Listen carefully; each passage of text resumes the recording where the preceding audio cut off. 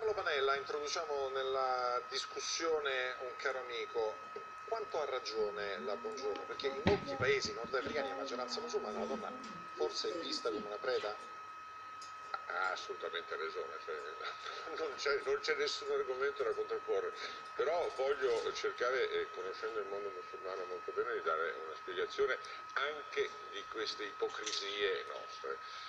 Quando parliamo di colonia, quando parliamo dei rapporti con i maschi musulmani, parliamo di un elemento di maschilismo, di branco e anche di consuetudine storica. Noi abbiamo avuto consuetudine storica di una inferiorità della donna, ma è una consuetudine, non ce li facciamo ai testi, non ce li facciamo alla Bibbia o al Vangelo.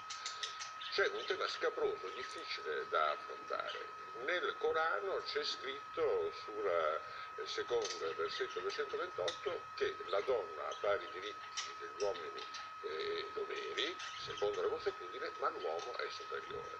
Questo elemento di superiorità del maschio porta, io ho portato qui il Corano che si usa in Italia, un Corano dell'UCOI, che passa per essere un'organizzazione moderata, porta il commento, non lo dice il Corano, il commentatore Hamza Piccardo dice che se la donna non se la sente di portare avanti il matrimonio può chiedere il divorzio offrendo una compensazione materiale, una schiava che diventa liberta.